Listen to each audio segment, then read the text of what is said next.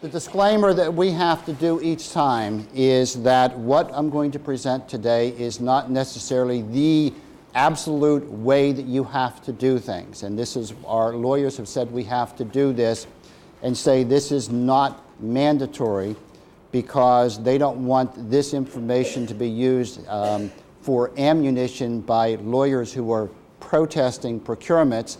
And if you didn't do something in these slides, they're going to use this as a reason for prevailing on a protest. And we have in the past had Public Information Act requests for this information, which we have provided.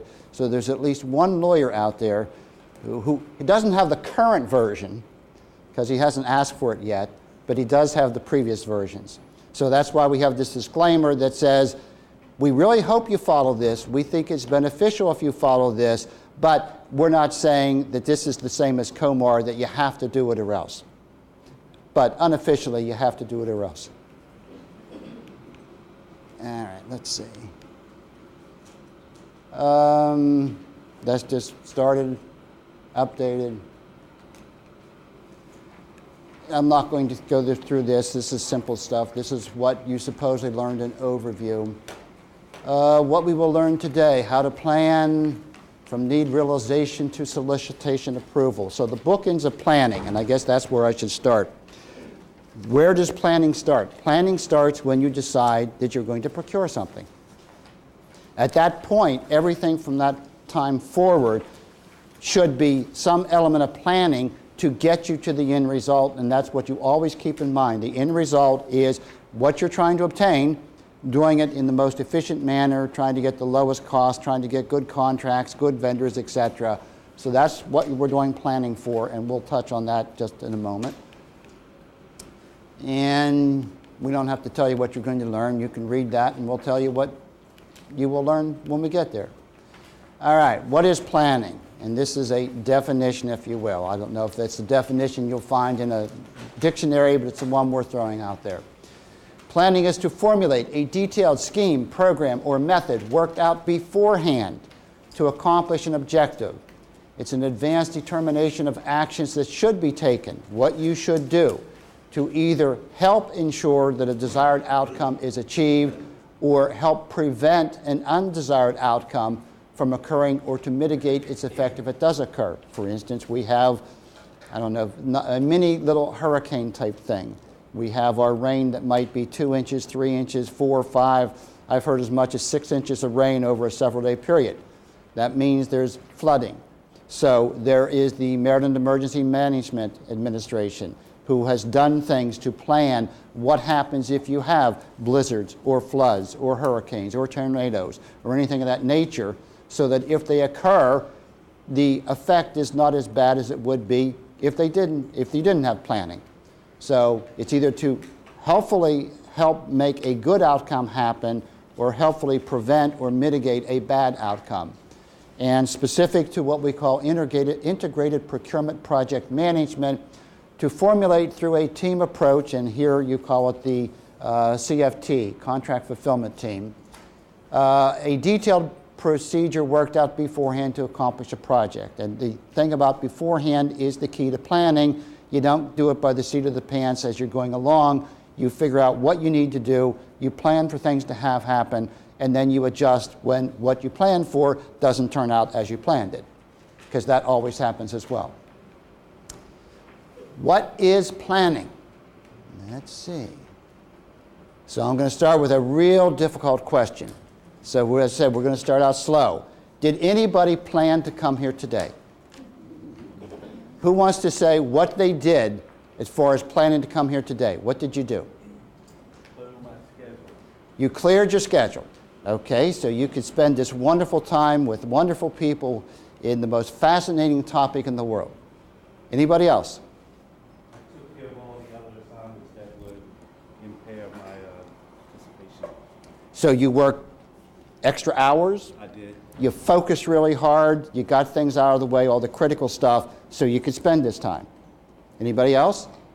How about our friends from Hagerstown? What did you do different than you would to come here today? We left extra early. Francis did not come to my office, said meet me at the car. Okay. We left early, it's the And I don't envy you trying to get here through 70. Luckily, there was a big accident on Hudson River Bridge this morning, like 6. It was all cleared out by the time. Left exit, anybody else? Does that kind of sum it up? Yes? I'm actually on a procurement team right now to evaluate the RFPs that we've received for the new MMIS, so I had to let the team know that I couldn't participate on these certain days because I was coming here. So you scheduled other things again so you could be here today. All right. Now we asked this to our typical studio audience for them to give us responses, and we'll see what our studio audience said. And you don't have these particular slides. You will have them at the end, but right now we'll see what they said, hopefully. You could have looked on a map. If you are not accustomed to coming here, you could have tried to find out where do you have to go. You could have left earlier than usual. You could have packed a lunch because normally you eat in the cafeteria back at Potomac Center or Western Maryland or someplace like that, Perkins, and now you're not going to be able to, so you could have packed a lunch. You could have, as some of you already said, worked late last night or worked on the weekend to get caught up, made arrangements for someone to handle new office work, left voicemail recording. Anyone left a recording that said, I'm not going to be here? Who do you contact if you have emergency work, etc.? Probably some of you will be checking with the office, and you probably told them, okay, I'll check in at 10:30, I'll check in at noontime, etc., so they know someone's on standby. You might have done that.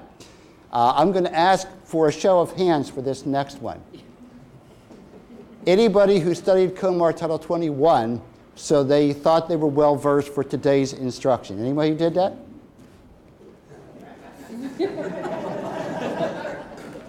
Just as I thought. And some of you, and I'll ask if anyone did this, does anyone have a list of questions that they wanted to ask to make sure they get answered? Maybe you did that. Or maybe you just showed up. How many just showed up? I presume that's everybody in the room, including me. Since you've been here before, you may think you know it, or sometime, and so people usually don't admit to this last one, I was told to be there. The reason I'm there is because I was told to be there. So that could have been the extent of the planning that you did. Colloquialisms about planning. These were things you've heard before, just simple little things. As I said, we're starting out slow to get you in the mood for planning. A stitch in time saves 9. An ounce of prevention is worth a pound of cure. Measure twice, cut once. Never enough time to do it right, always enough time to do it over again. Pay me now, pay me later. You've heard these things before, and they pertain to what you do to plan to get a proper outcome. And planning can be short, medium, long-term, complex, simple, etc., etc. Possible examples, just throwing this out. Going to work. You planned your route. If you heard there was flooding on the roads, you planned to take an alternate route. If there was construction, you took an alternate route, etc. Short-term planning might have been done just this morning. Planning to stop at the gas station, planning to get dinner tonight, planning to get kids from daycare, going to a meeting, going shopping. This is short-term planning that you might have done something just very elementary to make sure that you can do these type of things. Examples of what might be called medium-term planning, a little longer in duration. You may take weeks to decide the particular car that you're going to buy. You may go to various dealers and shop around and do internet research and things of this nature on that. For a wedding, you may plan for 6 months or a year for a wedding. Vacation, if it's the vacation of a lifetime, again, you may plan for months of where you're going to go. And if you're talking about long-term, career. When you're in high school, going to college, what you're going to do after you get out of college, etc. You may have been planning this for 12 years in regular school and 4 years of college, etc. Planning for education for the kids. Kids are born, 18 years later, they might be going to college. So for 18 years, you might be saving up for them to go to college. Or retirement, which I've been eagerly anticipating, just doesn't seem to come soon enough. So that's something you might plan for 30 or 40 years for retirement. So just illustrations of retirement. Things you typically do not plan for. Most people don't plan to go bankrupt. Most people don't plan to lose their job. They might plan to say, I quit, but they typically don't plan to get fired. You probably wouldn't plan to wreck your car. You probably wouldn't plan to have an accident. And hopefully you wouldn't plan to lose a sporting event. So these are things that typically you don't plan because you don't typically plan for something that's not desirable. All right, common sayings about planning. When you plan and the plan works. So you went through a plan, you took all the time and effort, and it happened. And so you can have these things that said it went off to perfection, or it went off without a hitch. It went off like clockwork. It worked like a charm. Everything was exactly as planned. It was a blueprint for success, if I can say that. So those are the things that we have as terminology for planning and what happens if you do it correctly. Things that if you didn't plan, sometimes you don't plan and they still work out. And if they still work out, maybe it was just dumb luck. That's a common thing you'll say. Well, yeah, you didn't do anything to help make it happen, but it happened anyway. It was dumb luck that it turned out that way. Or it was a miracle. Or if you didn't plan and things don't work out, what did you expect? Why did you expect anything different if you didn't plan and what you wanted to happen didn't happen by a miracle or dumb luck? So these are, again, just showing very elementary things about planning. Relationship between planning and success. There is a positive relationship between planning and success. What that means is typically the more you plan, maybe not infinitely, but typically the more you plan, the more likely you're going to succeed in what you plan to do. And there's typically an inverse relationship between the amount of effort spent planning, and this is an important concept, and the amount of effort needed later to ensure success. And that's kind of what Gary alluded to earlier, that if you do the planning, if you figure out things, and if you make provisions, then typically it's easier and faster when you go through the rest of the process. And we're talking about procurement. That means there should be less situations where you have to react and you have to try to figure out what to do when vendors ask questions or when vendors come in and make suggestions or when there's protests or when there's various things. That if you've planned and planned correctly, it should take less time while you're going through the process. So that's why we're saying planning is important. Plan more now, do less later. Plan less now, do more later. So planning is a very essential element to the procurement process.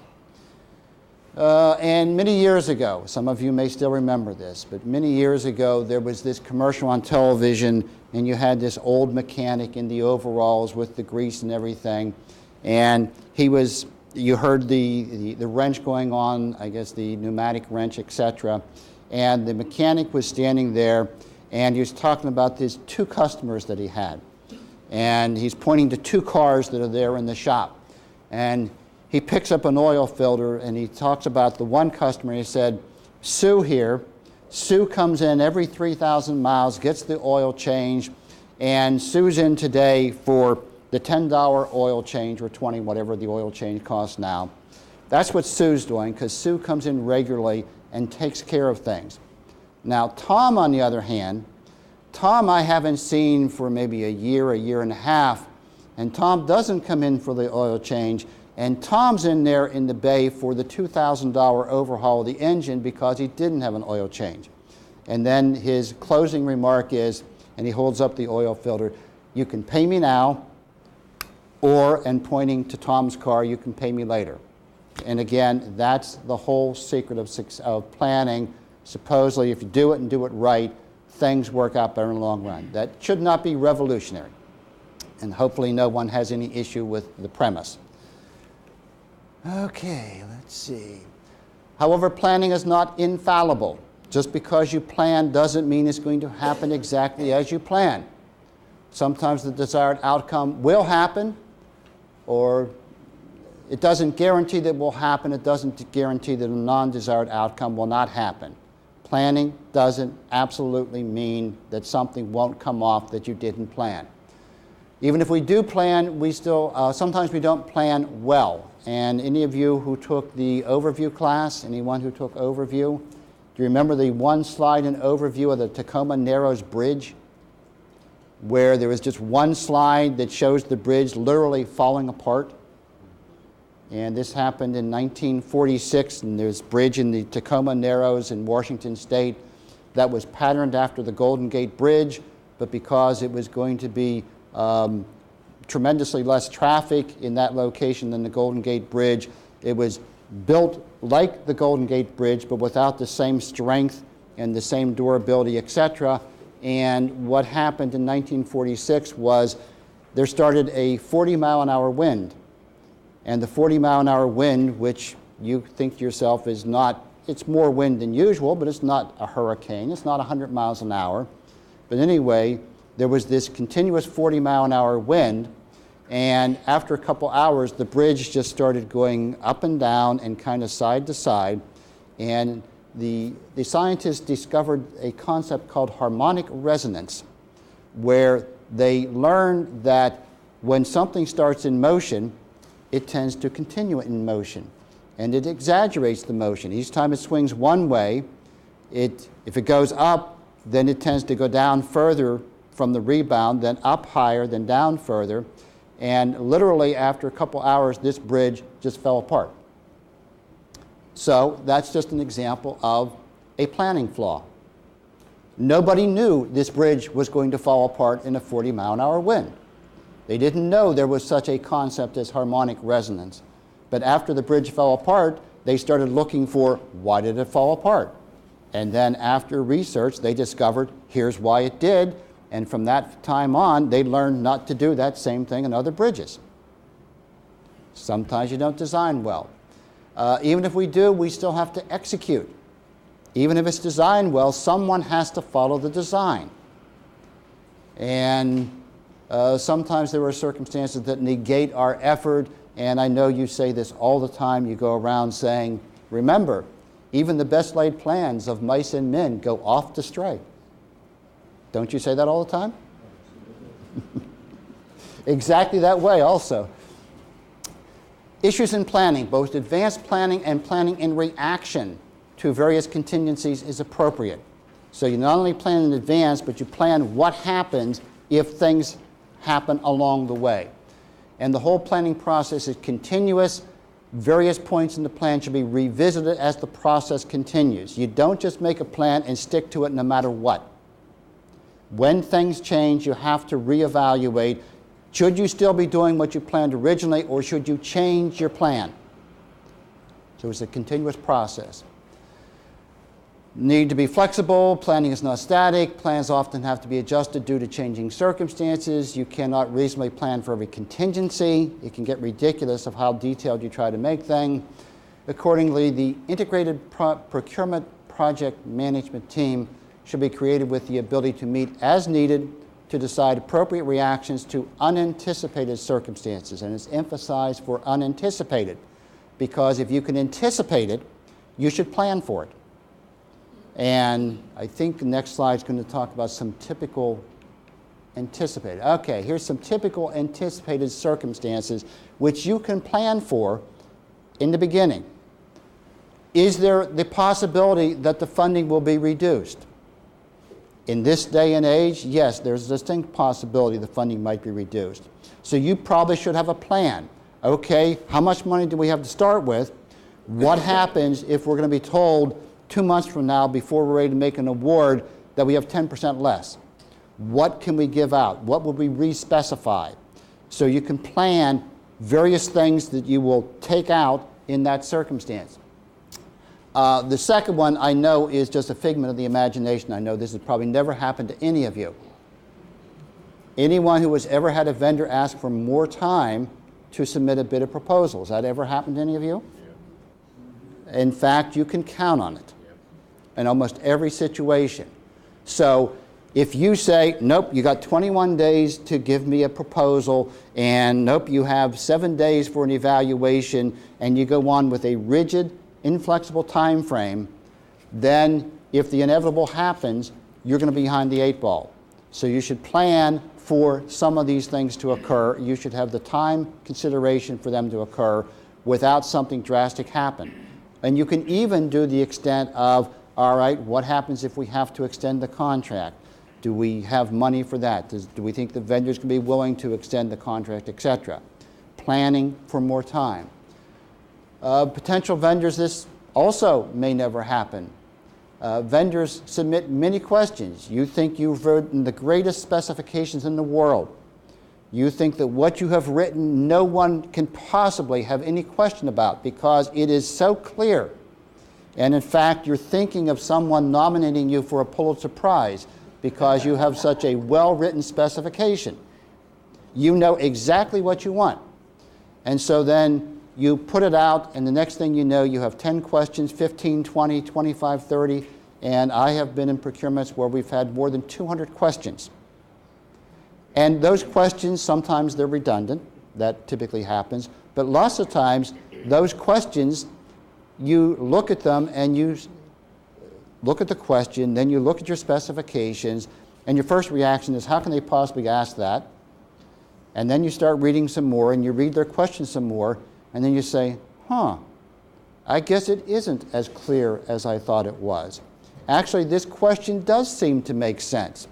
And then you have to stop and think, what is the answer? So if you have questions, and not just one round of questions, but continuous questions, it's going to take more time. Another thing that happens almost inevitably, you think it's going to take 2 weeks to evaluate a sealed proposal procurement, and 2 weeks, you haven't even gotten the committee to meet the first time because everyone can't do it. Someone's always on vacation, or someone's sick, or something else is coming up. So the biggest problem is just getting the committee together. And so instead of 2 weeks, it's 2 months. Have you planned for that? And this other thing that sometimes happens, sometimes you have to replace a member of the evaluation committee. Have you planned for that contingency? So anticipating these things means you can plan for them to help reduce the effect if they do happen. Not planning. What is the alternative to planning? So if you don't plan, then what I'm going to submit to you is you're gambling. You're taking a chance that what you want to happen will happen by chance, by circumstance, by luck, whatever you want to call it. And the thing I'm going to submit to you, if that's your plan, the plan is to not plan and just hope it turns out right, the odds are it isn't. And this little thing at the end there is something that I'm going to say to you and I want you to think about. The failure to plan is a plan to fail. Does that have significance? If you don't plan, basically what you're doing is setting up the situation that more than likely something isn't going to turn out the way you want, because usually we don't have the luck, we don't have miracles, it doesn't turn out just because it does. The failure to plan is a plan to fail. Remember that. That's one thing you can take away from this class. Not planning equals gambling, gambling equals risk. And risk is something you will hear from me over and over in this class. What is the risk? The risk to the vendors, the risk to the agency. How do you mitigate risk? What is risk? Gambling is a form of risk. You are risking, as I just said, that what you want to happen will happen by luck, miracle, or chance. Risk typically, and I'm going to submit this to you, typically evokes two responses from a prudent person. A prudent person is someone that actually has some sense and wants things to happen right and not wrong. So I will say that the two things that typically happen if there is risk is, number one, avoidance. You typically want to avoid risk. The second thing is that there's a demand for increased incentive. If there is a risk to do something, you're going to need more inducement before you do it than if there's no risk. And I'm going to give you some little examples. I'm going to ask you about these. Okay, what are risk takers?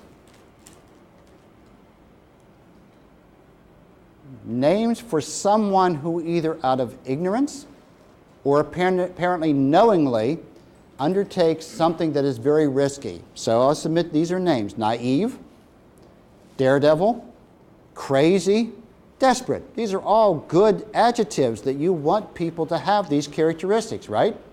You just want a vendor that's naive, or a daredevil, or crazy, or desperate. Isn't that your typical characteristic of a vendor? Something very desirable, right? Oh, this is the slow one. Let's see. Daredevil risk takers, and these are examples. They get a thrill out of taking chances, and you've heard of Houdini, you've heard of Evel Knievel, jumping the Snake River Gorge or whatever, or submerging yourself underwater in chains, in a straitjacket, and getting out before you drown. That's things we all want to do all the time, right? Daredevils. Crazy or naive. They are oblivious to the risk. They don't really understand or appreciate the degree of risk, hence they don't try to avoid the risk or price to accommodate the risk. And the danger here is if you don't specify correctly so that a vendor doesn't really understand what they're getting into. They may be the lowest bidder, maybe by a substantial amount, and you may think you have to award to them, only for both you and they to learn later that they didn't understand, they don't have enough money to pay for the activity, etc. So we don't typically want to go into an award with a vendor that is crazy or naive, because they don't know what they're getting into. Like, a fool blindly goes where wise men fear to tread. We like these little sayings here. Desperate. They have nothing to lose. There are vendors that go after state contracts because they figure that's going to keep them in business. That if they can win the state contract, then they will be able to stay in business. They're not necessarily planning on doing the contract the way you want it to be done. They're just trying to stay in business. So if they take a risk, and I'll go through this later, they may feel they've done something good, but it may be something very detrimental to you. So we don't want desperate vendors. Consequences of risk. This is very profound. Since prudent vendors avoid entering into risky contracts, we should avoid creating risky contracts. Otherwise, we create what we're trying to avoid. Now, I know it's easy to say avoid risky contracts. It's a lot more difficult to say, well, what is a risky contract? What is something that's going to cause these problems? We will go through that in the 4.5 days remaining. We'll touch on some of it all through the class in terms of element of risk to vendors and the recognition of the risk to vendors. Because we don't want to create what we're trying to avoid. Contracting with vendors who are daredevils, naive, crazy, or desperate is not likely to result in good contract performance. Anybody think that that's not a correct statement?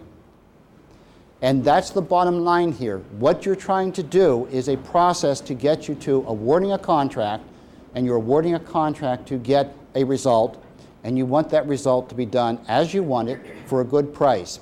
So the whole reason to go through the procurement process is to get a good vendor with a good contract at a good price.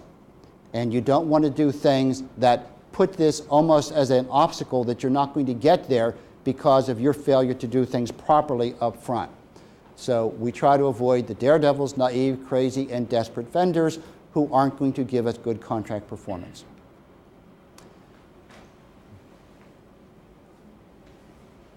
Okay. You see how we perk things up? Throughout the course, we will continually emphasize the issue of risk and possible consequences. Was that all there was in that slide? Yes, that's all there was. I've already said that. All right, if we don't plan, this is kind of repetitive. We're leaving the likelihood something will or won't happen to chance. We do planning because we don't want to trust to dumb luck or miracles. Trusting in luck or miracles is not a prudent prescription to help ensure the proper contract performance. And we want to stack the deck in our favor, go with the percentages, play the odds, etc., etc. Nice little terms there. And again, we do planning to help ensure that a good vendor is obtained at a good price, working under a good contract, a positive result, and help prevent, not absolutely prevent, protests and contract claims. These are the things that cause the most problem. Protests, and even probably worse, depending upon the circumstance, is a contract claim. Because a contract claim means that after the contract is awarded, the vendor you have made the award to comes to you sometime in the contract, maybe the second day of the contract, maybe the second year of the contract, and says, I have a different understanding of what I'm supposed to do than you, the state, have an understanding of what I'm supposed to do. And guess what? I didn't price to do what you tell me you expected me to do. I priced what I thought I had to do. And so if you want me to do what you now tell me you want me to do, here's how much more it's going to cost you. And we don't want that. We can't absolutely prohibit it. We can't absolutely prevent protests, but taking the correct actions up front helps reduce the likelihood of both of these things. Let's see. Now I'm going to start with something real complex. Let's just say I'm from the budget department, which of course I am. And let's say the budget department has lots of money, that we just love to give money to state employees because they love to do their job. And so I'm willing to make an offer to the first one that raises their hand that for you to walk across Preston Street to go over to 300 West Preston, I'll give someone $1. How many takers?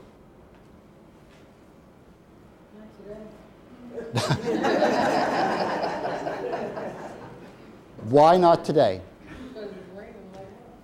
All right, so if I'm offering you $1 to go across the street and you wouldn't take it today, if I said, okay, $5, would you take $5 today? So you said yes.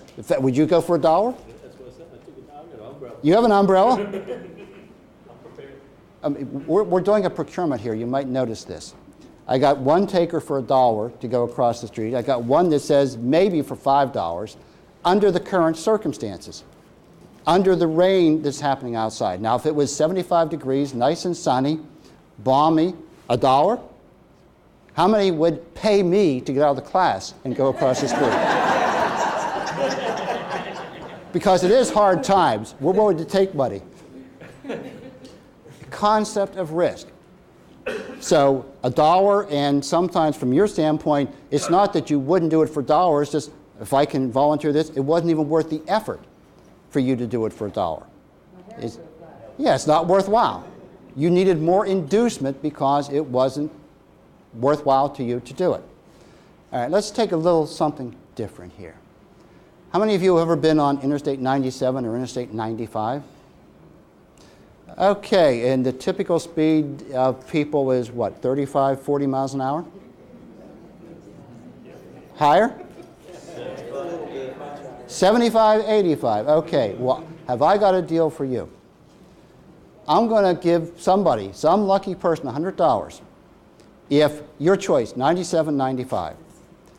At rush hour, we'll take you there to the side of the road, and you have 10 minutes from when I say go to make your way across either 95 or 97.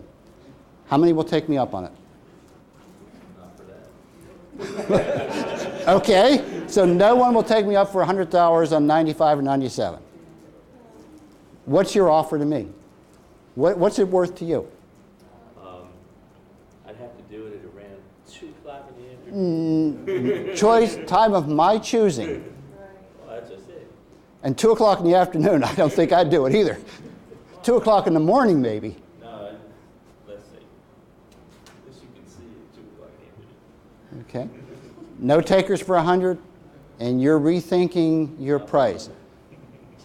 What does that prove? Risk. Something that you would do at crossing Preston Street, because it's no big deal to cross Preston Street, especially when you have someone standing in a crosswalk stopping the cars for you, versus somewhere else where you think you may be in a little bit of danger. Just a little bit, right? So you wouldn't do it. You avoid it. And something we've already illustrated. 100, maybe more than 100 you would, but then you didn't even come back with a firm offer, so you thought about it again. We'll go one further. Niagara Falls, $1,000 in a barrel. How many takers? All right, 10,000, 100,000, million. Any takers? And the bottom line, it's only if you survive that anybody gets anything. Any takers? And why does no one want to do these things? Too risky. So risk involves avoidance. Risk involves higher price to do it up to a point. Would you consider yourself prudent? I think most people would consider yourself prudent for not going over Niagara Falls in a barrel. I would think you were very prudent. Vividly illustrate the points. Increased compensation for increased risk works to a given level. Above the level, no amount of inducement works, and the level can vary from person to person. So this is a concept you have to bring into play in procurement. Risk parallel with vendors in procurement. With vendors, it's the same. Increased compensation for increased risk works to a given level.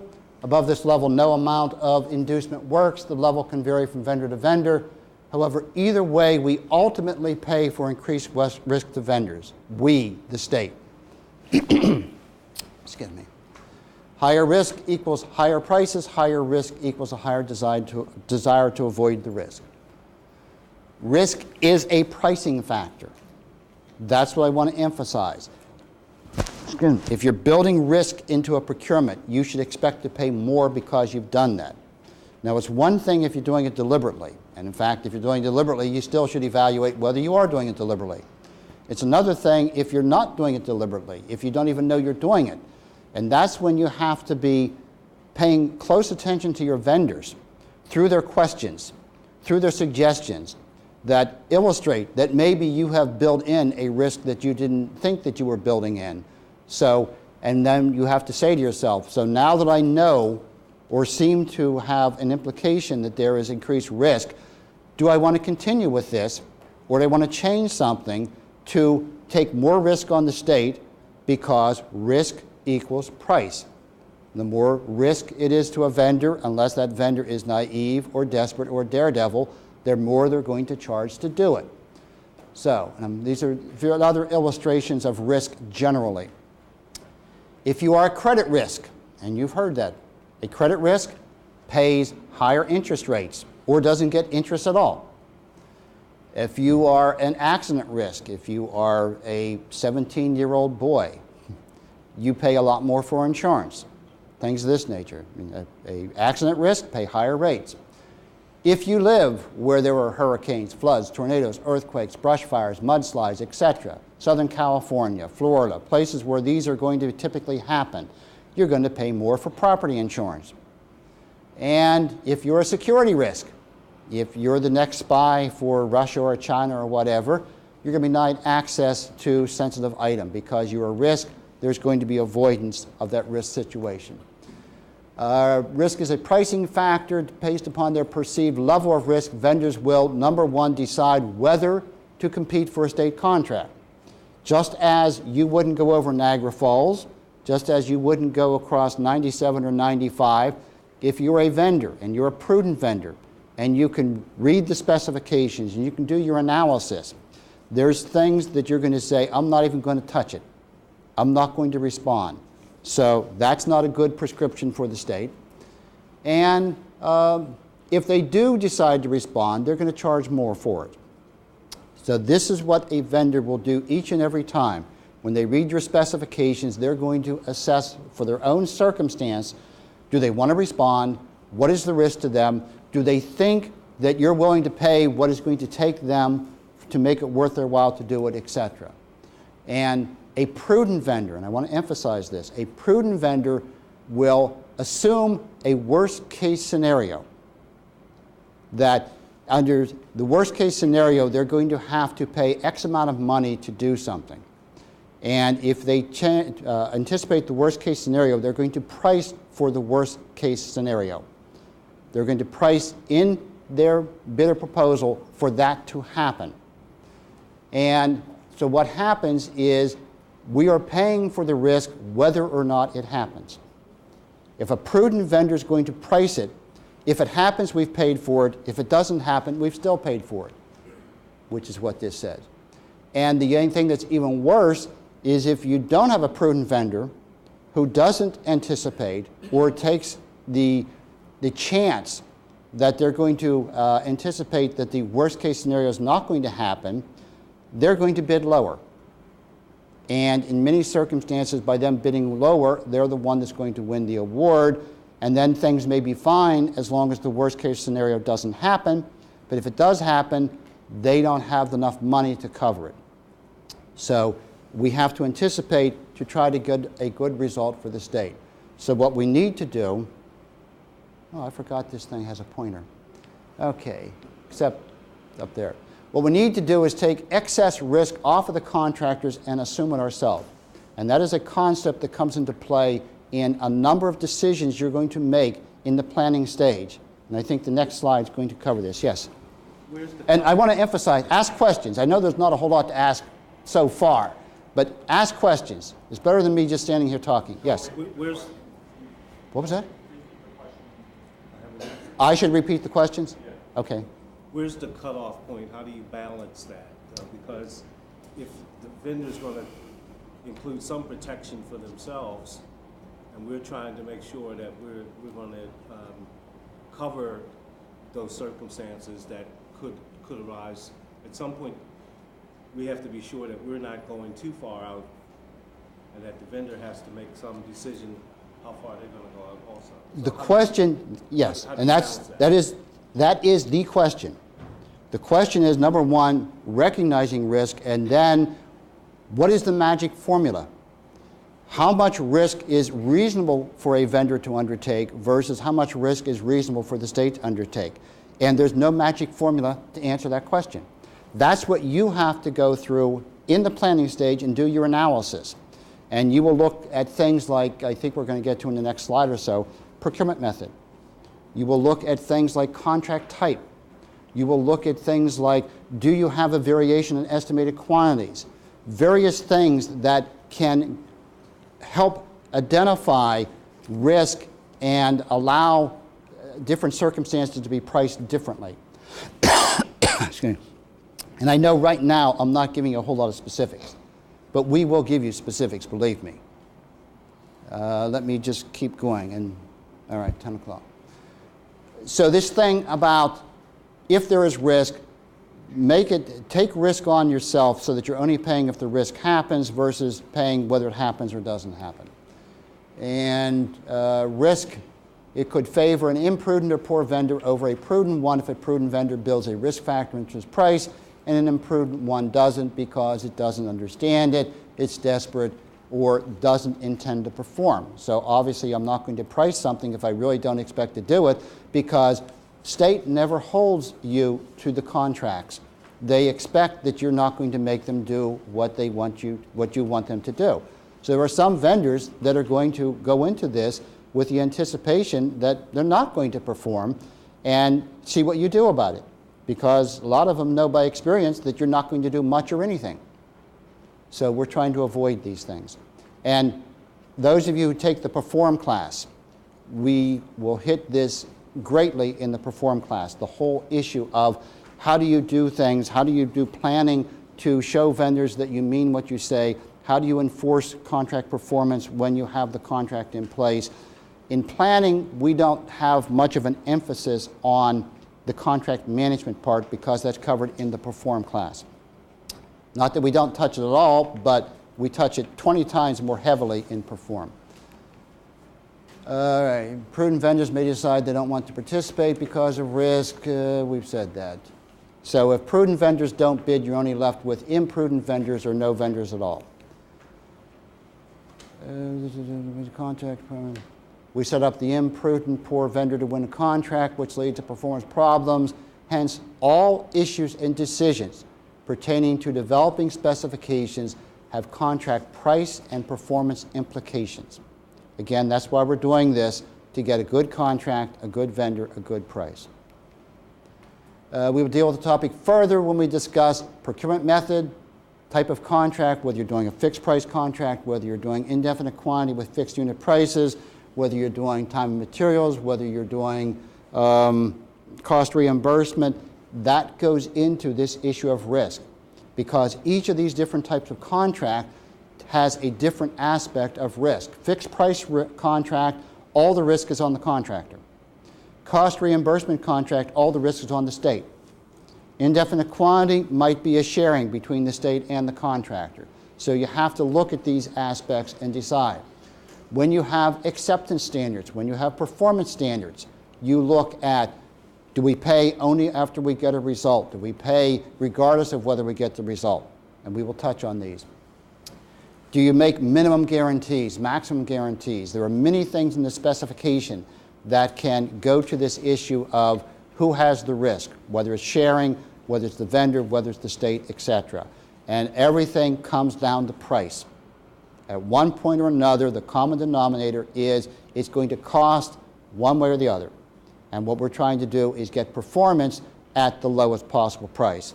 But performance is the key at an affordable price. Project planning process outline. This is how you go about project planning, and that's what we're talking about. Procurement, doing a procurement, getting to the end result is a project, and so it's one you have to plan. And so the typical things involved in planning is, first, you have a team that is involved in doing the planning. Second, this team needs to identify the need or the problem. What is it we're trying to solve? And you might say, well, it's real simple. We know what we're trying to solve, but hopefully we're going to illustrate that sometimes it isn't so clear what you're trying to solve, what your problem is, what your need is. Sometimes it's something other than what you think it is. So the project team is supposed to do an analysis of what are we really trying to solve, what is the best way to get to that end result, what is the time frame that we need to get to that end result, are there alternatives? And sometimes the best procurement is one you don't do, is one that you do something else rather than a procurement. Now, that would put me out of a job, but I'm not that worried. But you have to look at this. You should look at this. Then, after you identify alternatives, which is the best? And you do it from an informed standpoint. What are the alternatives? What are the pluses? What are the minuses? What are the time frames? What's the projected cost? Okay, now that we've had all these alternatives, here's the one we think is the best. But knowing that maybe if circumstances change, you might do some switching midstream, etc. Then you'll develop a plan to try to get and implement what it is that you're planning, and then you implement the plan. So these are just general project management stages which we're going to go through in procurement. We just don't call them these same things. So we'll tell you what they are when we get to the other slides. So need identification. Identify the need and the desired result. Do not necessarily accept at face value the originally stated need. And we have something very shortly that hopefully illustrates this. So that's the first thing. Be critical of what it is you're being asked to do. And I don't mean literally to challenge everything, because obviously if your boss comes to you and says, I want this by this time, your typical reaction is not to be, are you sure you really want that? But what you should do, as you are planning to do that, if you're starting to identify reasons why that might not be the best thing to do, you should go back to your boss and say that. I know you told me to do this, but I just want you to be aware that here's things that we thought of that maybe this might not be what we really want, and see whether you're still told to proceed with what you were told originally. But at least bring it up. Identify your alternatives. For each alternative, what does it take to do it? What is the time frame? What do you think the cost is going to be? And the risk, which again gets back to cost. Problem needs identification. Validate the assignment, the problem to be solved, the need to be satisfied. Determine if the assignment is really addressing the problem or the need, or addressing a symptom and not the core problem, or addressing the problem as it used to be, but not the way it is right now. Because I know the thing we typically do, and I think Gary has already mentioned this, when you're doing a procurement that's been done before, the first place you always start is what you did before. And I'm not saying that's wrong. But what I am saying is you shouldn't just do the exact same thing and let it go with that. You need to be very conscious of what worked, what didn't work, what is different now about what you want, And you need to look at, should you do the same thing again? And sometimes the answer is you will do it sort of the same way. Sometimes the answer is you should do it very different because you use experience, you use your analysis. But you shouldn't just do, okay, we'll do the same thing that happened before. And I've seen specifications that are so literal as time frames aren't even changed. The time frame might be from 5 years ago and it's not changed. There's other times that have happened innumerable times when I will read a specification and I will come back to somebody and I will say, all right, I didn't understand this section, what does it mean? And almost 50% of the time the answer I get is, I don't know, it was just in the one that I started from, I have no idea what it means. And my first reaction is then, if you can't say what it means, it shouldn't be there. Because that's what you do. You look at your specifications. Is it something you want? If it's something you want, you write it.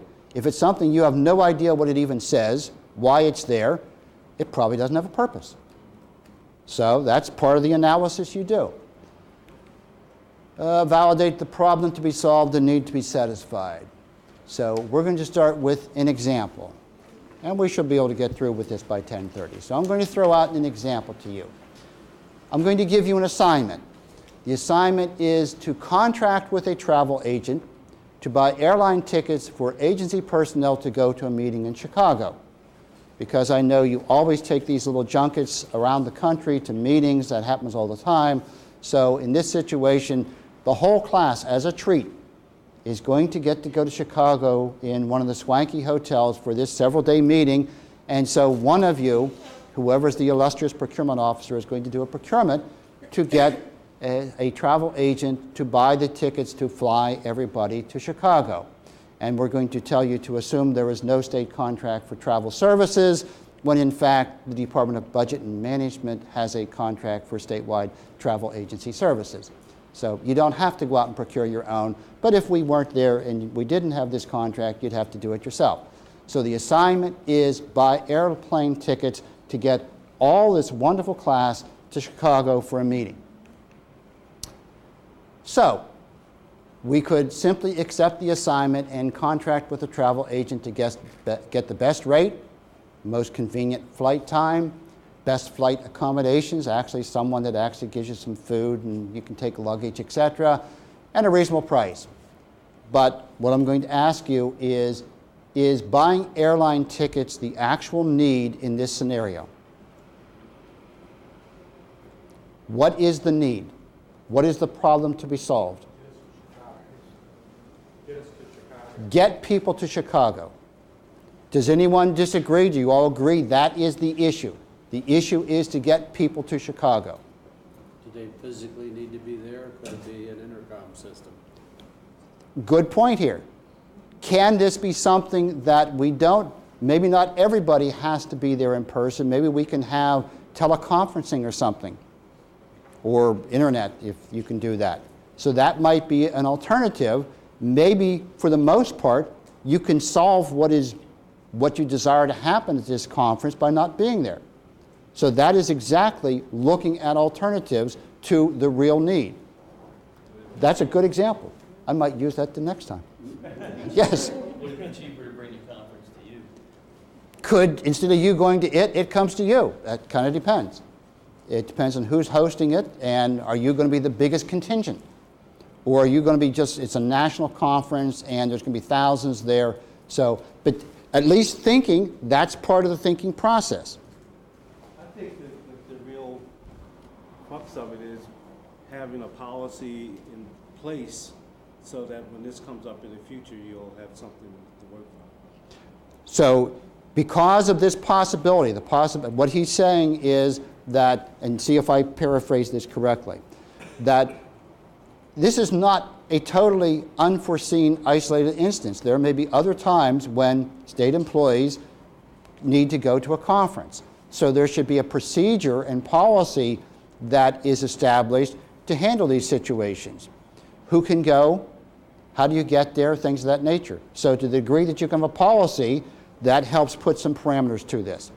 And that may minimize the need for you to explore alternatives if they've been explored in the policy. So these are all good things that you're bringing up. Let me see what else we say. Is it in the budget? Is it in the budget? Well, these are good times. We can send all of you to Chicago. Yep. I'm surprised you even bring that up. As was said, the real goal to be satisfied with the assignment is for the involved employees to be at the meeting in Chicago. Sub-goals might be, and I don't think you, is this on your slides or is this blanked out? It's on the slides, okay. So you can read along. Sub-goals might be the lowest cost, shortest amount of time out of the office, because we don't want you to actually get a vacation out of this. Maybe the assignment to buy airline tickets already took all this into consideration. Maybe it didn't. Maybe the assignment was based on assumptions. Maybe it's the way things usually are done without thought, without a policy. So maybe there is no policy. So maybe the answer is we develop one.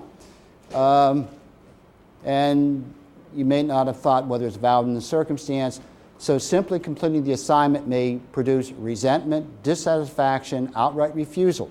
Anybody here? Well, I guess I shouldn't ask this, but if people are afraid to fly and you buy them airline tickets and say, here they are, the plane leaves at such and such time, there may be people that say, I'm not going. So the question is, did the assignment take all these things into consideration? Excuse me. As part of validating the assignment based upon the need to be satisfied, the IPPM team is to consider alternatives to the assignment. Flying is only one way to meet the real need. Here are possible alternatives, and I know some of these you can relate to very readily. There are trains that go to Chicago. You can go from Baltimore to Chicago via train. We could rent this nice plush tour bus. One of these ones is like $200,000, $300,000 with all the nice accommodations. I mean, the state does that for its employees all the time.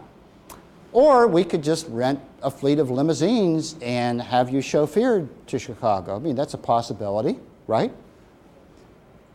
Maybe you're given cars and you got 20 fleet cars. You can get 6 people in a car. One of you take turns driving. Drive. That's an alternative. Is that not an alternative? So the concept is you start with alternatives, and if you know about brainstorming, first thing you do is just write down the possibilities. And initially you don't start critiquing them, you just write them down what the possibilities are. You could lease vehicles. You don't have the state cars, but you can go out and lease them. Of course, leasing requires approval by the fleet manager at DBM, so before you do that, you will get approval from DBM to do that, but it's possible. Or none of the above. And this is coming back to where you were, even with an example that was something I hadn't thought of. But here's some of the not the above. Have the involved personnel make their own arrangements within a given reimbursement cap, 500, 700, whatever, and tell them when the meeting is, that they have to be there by the meeting, and they can't leave any sooner than, i.e. you have 3 days. The meeting is Monday, you can leave today, we'll give you a reimbursement of up to $500 on the voucher, be there. That is a situation where you don't have to do a procurement. And assuming that the people that are going there are responsible and conscientious, they may say, fine, actually that may be better for them. They may decide that they want to take vacation afterwards, so they want their car, they'll go to Chicago, then take leave after the conference, and they're already halfway where they're going or something. So it lets participants travel however they want, saves the agency the trouble of making arrangements, allows consideration of fears, likes, dislikes of each employee going to the meeting, and special circumstances like visiting family, taking vacation before, after, etc. And supposedly that could get you to the result of everyone being there. But you'd have to survey the people and see whether this is something they'd want to do. Maybe someone would say, no, I'm not going to drive myself, or I don't want to make arrangements. It's an alternative that should be explored. After exploring all the alternatives, maybe we decide that we need to contract with a travel agent, but only after we've explored the alternatives and is this the best way to go to get the end result of people getting to Chicago.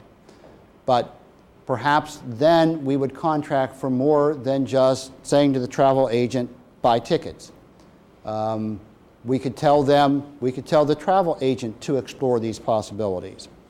Find out how much it costs to fly, find out how much it costs to go on the train and what the accommodations are and what the time frame is. Find out about chartering a bus so we can have real alternative to explore, the limousines, the et cetera, et cetera. So these are things that could be part of a procurement if we decide a procurement is necessary to solve the result. Okay, so that was just one example. Is that in any way effective to help focus this issue of identifying the need?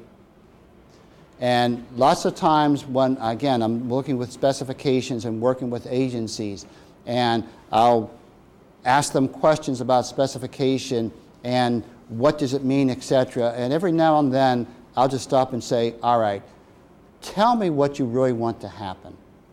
Because I'd say, I don't see it in these specifications. So without regard to what you've written, tell me what you want. And again, innumerable times when you've actually taken the position of tell me what you want, and people start telling you what they want, that I will say, okay, number one, I don't get that from these specifications. And number two, now that I know what you really want, I can suggest ways to get there better than what you've written. Again, the focus is on the end result to be achieved and what is the best way to achieve that end result. So that's what you should be doing. Let's see, 10 minutes. I'll throw this out. I guess we can get through this in 10 minutes. Here's just a second example, a little more complicated than the first one. So the problem to be solved, there is persistent serious traffic congestion between point A and point B, downtown in a bedroom community. Now whether you want to put anything like Baltimore in Bel Air or Baltimore in Frederick or Baltimore in Columbia, wherever you want to put that, but the situation is we have a whole lot of problems with people getting from where they go home and where they live to where they work and back again. So the assignment is to substantially reduce congestion. So that's the issue. We want to reduce congestion.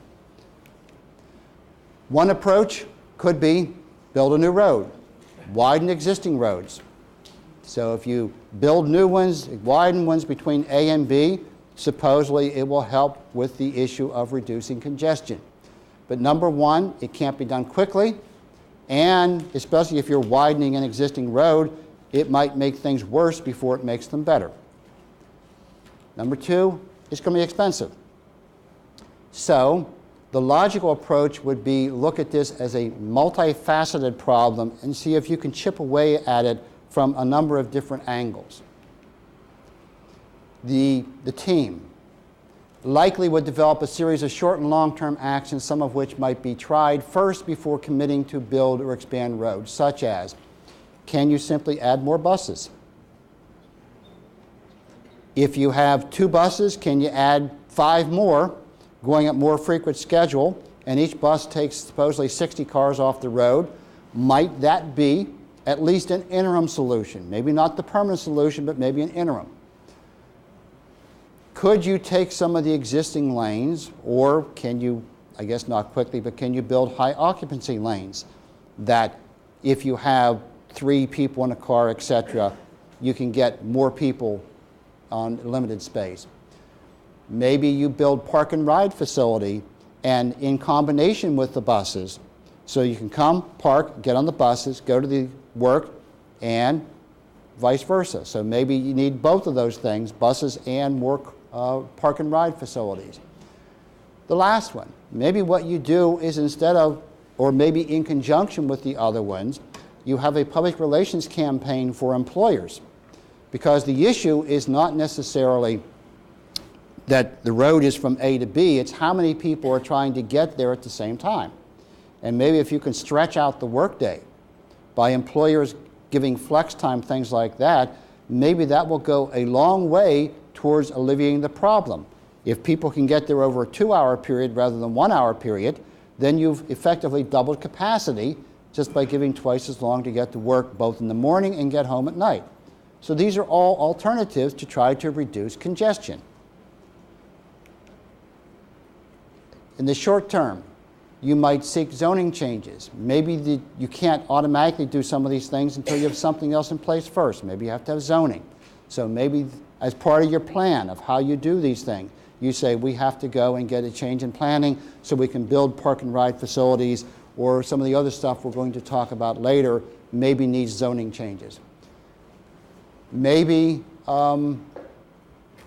you would encourage people to start building other things other places, apartment buildings in the city, factories, etc., in the bedroom community, so that people don't have to go all the way from one to the other to get what they're trying to get. And maybe you decide public financing is a way to encourage this, and it's a better use of public money than building new roads. The developments themselves likely would be long-term, but the above short-term actions may have to happen first. Planning, decide everything you have to do, what comes first, what takes precedent, etc. Encouraging the development of a full scope of amenities in both A and B, adding apartments, homes, etc. in A, stores and businesses in B, might overall reduce the need for people to go from A to B because they can find what they need in their own present location. That would be a long-term solution. Widening the road, maybe you can build light rail, maybe you can build a subway. That's a possibility. So initially at the brainstorming stage, it's at least a possibility to be considered to reduce congestion. The solutions on this and the 4 prior slides, the one we just went through, might solve the problem plus have the added benefits of reducing development pressure, reducing pollution, reducing accidents, increasing satisfaction. So maybe you look at all those things and you get not only a reduction in congestion, but these other benefits as well, rather than just build a road. Looking at the fundamental goal of reducing congestion between A and B should be viewed as a single large project with many sub-projects, each possibly involving one or many procurements. For instance, you could do a procurement for each of the aspects on the 6 slides. There could be building a subway, building a road by itself is a major project, but it still could be just one of 3 or 4 different things of trying to get to reducing congestion. You might even have things that you don't think of initially, such as public relations. If you want to encourage vendors commuters to carpool, you have a PR campaign. If you want to explain the new commuter bus routes, etc., you have a PR campaign. If you want to explain high occupancy lanes, PR campaign. If you want to focus on employers, for the employers to provide van pooling, or for them to allow telecommuting or employee flex time, you might have a PR campaign. Or for zoning, again, you may have a PR campaign to even get to these type of activities. If you're going to have, yes? For about 25 years, I carpooled about 5 or 6 people, and there was never a tax advantage. PR doesn't mean anything. It's why wouldn't they have offered a tax advantage to carpool? And that's another good point. His point is, if you're talking about solving the need, maybe you do it through taxes. That's one thing government can do. I don't know exactly how you would do it, but if there is some way that they could incentivize. Right, to document that I did that. Document, I mean, that's one of the reasons Write off the mileage or something, who knows? That's possible. That who's in the carpool, if you can document that, maybe you all get tax advantages. The high occupancy lane is supposed to be oriented towards that concept. But that's some of the creativity. Obviously, trying to solve the problem through a change in tax code is not a procurement issue, but it's looking at trying to solve the problem with all the aspects. Good point. If you're, yes? The state used to offer, I believe it was the state used to offer a program where they encouraged you to, if you moved into the zip code or within 10 miles of where you work, they gave you some kind of a cash advantage. The state? Who offered it? It was the state or the federal government? It was a couple of years ago, about 5 years. What she said is there was one point when either the state or the federal government gave some kind of tax credit if you moved and reduced your commute distance. So they helped incentivize you to not drive as much because you live closer to where you are. That is an example. I remember years ago, and maybe still, because I did work here for almost 18 years, you used to have priority getting in the garage if you had a carpool of at least 3 people. That they reserved so many spaces for carpoolers, and you didn't have to wait on the waiting list to see whether you, through seniority, get in the garage. You simply, if you were in a carpool, you got in the garage.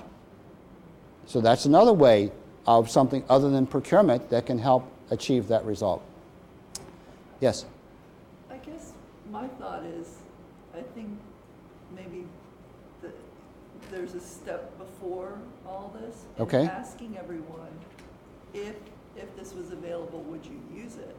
Because if somebody said, if there was a large majority of people who said, I don't want a carpool. What she's adding is another step, a precedent step, which again is correct. We're talking about alternatives, carpooling, commuter buses, etc. And what she's suggesting is maybe the thing to do is a survey, a focus group, that before you go out and decide for people themselves that the answer is a commuter bus or carpooling or anything else, ask them through some kind of a focus group or surveys or something like that, if we did this, would you participate? And if the answers come back yes, if it were available, I would take advantage of it, then that's something that obviously you may want to pursue.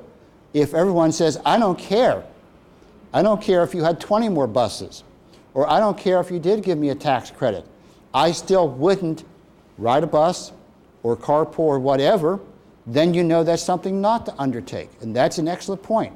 That's part of exploring the alternatives. And what are the advantages and disadvantages? This is sometimes you have to go to real work to decide what is it that you need to do your work on. Now, most of the time, we don't have something as intricate as this type of example. How do you reduce congestion that has so many different aspects to look at? But even something as simple as what many of you do, a focus group is a good way to do it. I know the AIDS administration lots of times would do focus groups to try to figure out what's the best way to reach people, to get people to change lifestyle, whether you're talking about cigarette smoking, whether you're talking about teen pregnancy, all kind of aspects. The first issue is what works. And sometimes you try to decide yourself, but sometimes you just go and ask people.